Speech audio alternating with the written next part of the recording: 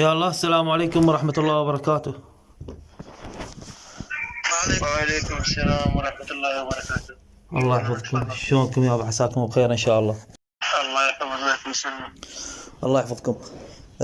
طبعا بالبداية أرحب بكم جميعا، الله يحفظكم، ولي الشرف إن شاء الله أنه أتحاور وياكم. طبعا مواضيع الحوار كثيرة جدا، ولكن الأفضلية أو الأولوية للجزء المستقطع من آية التطهير اللي في سورة الأحزاب آية 33. للجزء المستقطع يقول: إنما يريد الله ليذهب عنكم الرجس أهل البيت ويطهركم تطهيرا. عند المذهب الشيعي أن هذه الآية لا تشمل زوجات النبي. صحيح هذا الكلام؟ نعم صحيح. تمام. ما هو الدليل على أن آية التطهير لا تشمل نساء النبي؟ أنت جنابكم من المخالفين نحو السنة؟ لا، أنا من شيعة محمد وآل محمد، الغير مغالين والغير الطعانين ولا السبابين بزوجات النبي. حبيبي أنت اسم ماذا أحتاج عليك بالكافي لو أحتاج عليك بالبخاري؟ لا،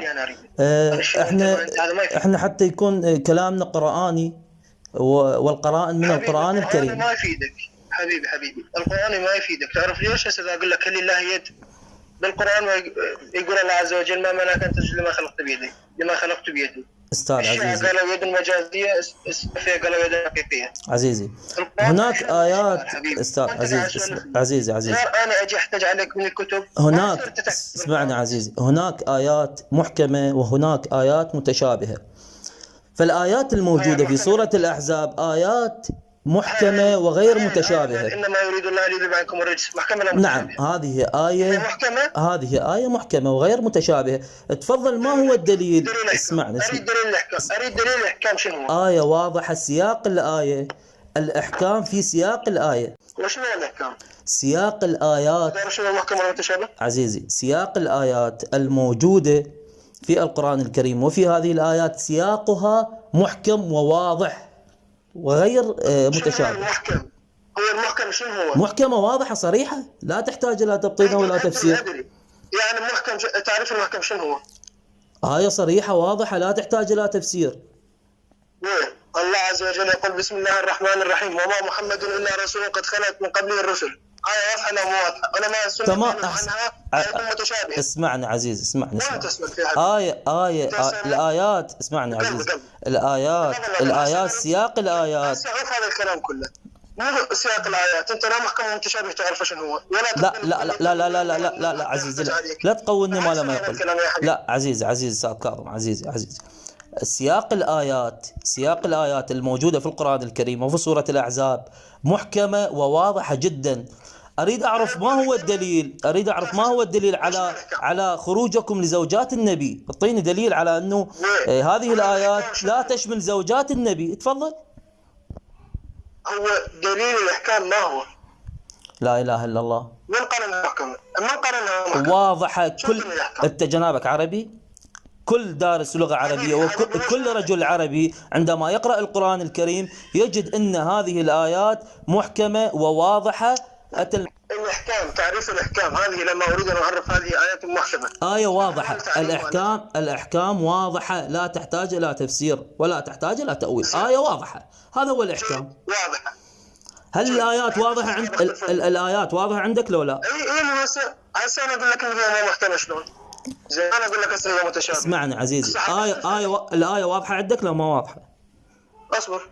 أصبر. ليش تكتب؟ بدليل الإحكام هذا مش شيء. لأن الصحابة اللي هم نفسهم نزلت عليهم الآية اللي كانت دين الرسول اللي اختفوا به. الإحكام هذا دليل مش شيء. عزيزي، أولا الكتم أترجاك إنه لا تعيد الكتم. إذا تريد توصل الحقيقة للناس وتريد تبين الحقيقة للناس تبتعد عن الكتم، لأن الكتم من نوع من أنواع، لا نقول الهروب، ولكن من أدبيات الحوار لا يوجد كتم. تمام؟ لا تكتب.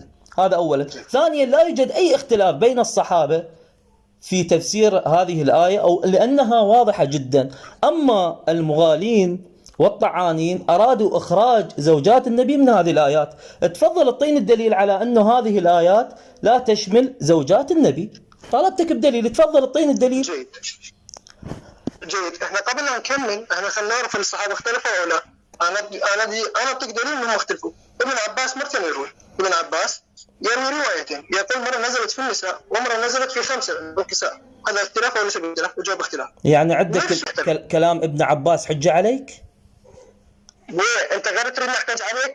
انت ما تحتاج علي ابن عباس. لا عزيزي، لا احتاج علي. اسمعني عزيزي، لا تحتاج علي ابن عباس. اذا ابن عباس حجه عليك فانت ملزم به.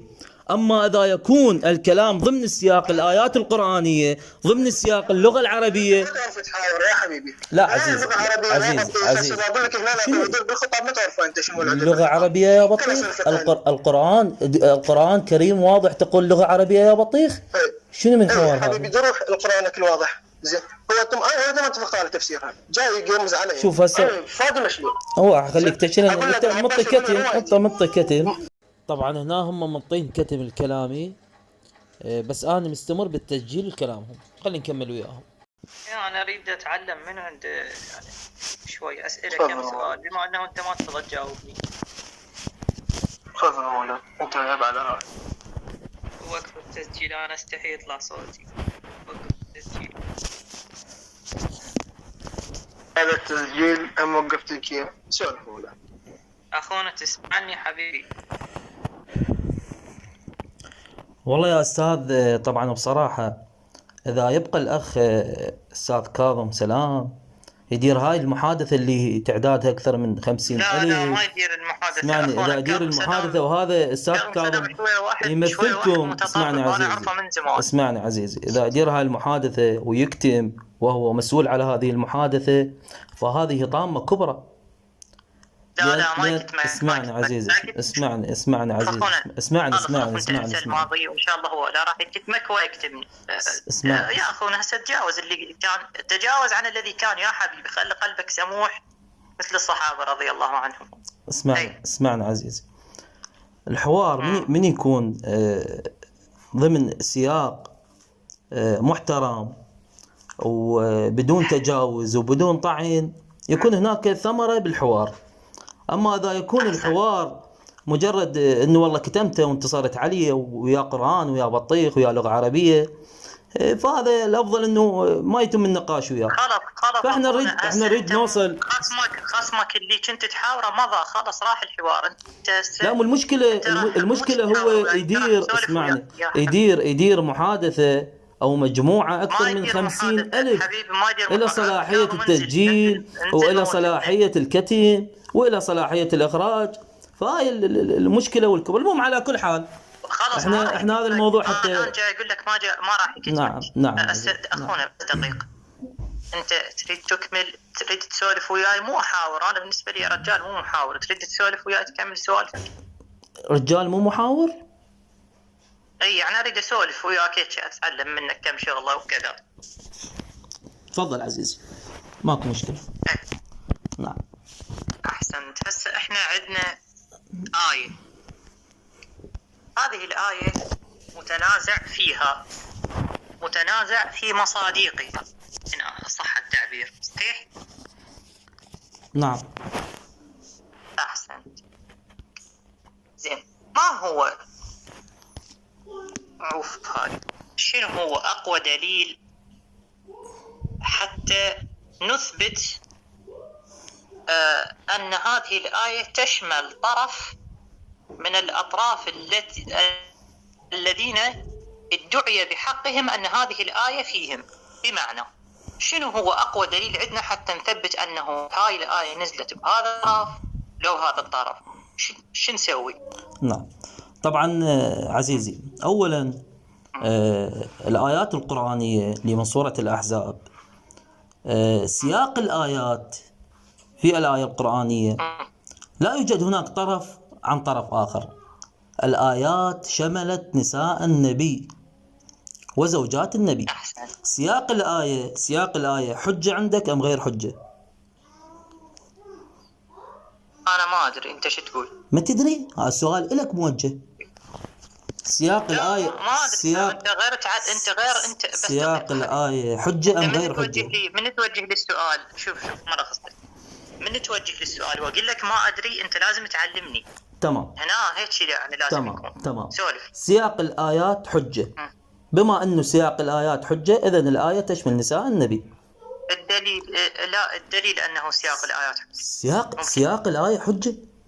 سياق الآية عندما تقرأها من سورة الأحزاب من الآية 27 إلى الآية 33 34. شوف أنا أعرف لا شلون تقول ما أعرف؟ أنت جاي تقول سياق. لا أعرف أنت السياق إيش تقصد به، لكن أنا أريد أعرف شنو اللي عرفت؟ بس برخصك اسمعني عزيز، اسمعني. شنو اللي عرفت أنه سياق حجة؟ شو عرفت يعني من عندي؟ أنت قلت لي انت بما انه انت ما تعرف، انت قلت لي سياق حجة. اسمعني عزيز، بما انه انت ما تعرف فسياق، انا قلت لك علمتك انه سياق الايه حجه. بما انه سياق الايه حجه تمام، انها تشمل زوجات النبي. نقطه راس السطر. احسنت. الدليل على انه سياق حجه من اقوال علماء، من اقوال اي شيء يعني. بس هذا اللي يريده يعني، حتى لو انا ما اعرف نريد نتعلم شكو بيها. تمام راح اعلمك شويه. راح اجيب لك من القران الكريم. تريد شنو الدليل على انه سياق حجه؟ ايه قرانيه: فويل للمصلين الذين هم عن صلاتهم ساهون. اريد اقول فويل للمصلين، عندما لا يكون السياق حجه استقطع الايه فويل للمصلين، هنا راح يصير غضب على المصلين. اما اذا اكمل الايه راح تبين مفهوم الايه. كما في ايه التطهير، اذا استقطع الايه ولا استخدم السياق، الآيات اللي قبلها والآيات اللي بعدها، هنا يكون السياق حجة. واضح؟ تفضل، شنو إشكالك بعد؟ خطأ هذا الكلام، تدري ليش؟ تفضل اعطينا الخطأ شنو؟ لأنه آية مصلين، هذا المثال الذي أتيت به، هذا لا نحتاج إلى سياق حتى نثبت بأن المعنى المتصور عند اقتطاع سياق فاسد. هذا يعرف بالبداهة. تعرف ليش؟ لأنه من المحال أن الله يأمر بشيء ثم يأمر بنقيضه. أحسن. هو يأتي ويقول لي بارك الله فيك. لا اصبر، مو أحسنت. لا أنت ما تعرف. لا أنت ما تعرف. اسمع ما شاء الله. عندما يكون الاستقطاع فهنا تكون الطامة الكبرى. لا تكتم. ما يقبل يعني، هو يقول لا تكتمون بعدين ما يقبل. يا أخي لا تكتم يا أخي. على كل حال. طبعا هنا المحاورين أنهوا المناظرة من خلال الكتم لأكثر من مرة، فألزموا أنفسهم بأنفسهم من خلال البداهة. فسياق الآيات القرآنية من سورة الأحزاب هي حجة، ومن البداهة تشمل زوجات النبي. فأرادوا الهروب فعملوا الكتم، وأرادوا الهروب فألزموا أنفسهم بأنفسهم. بس ركزوا لي على الصوت المحاور الثاني وراح تعرفونه من هو. والسلام عليكم ورحمة الله وبركاته.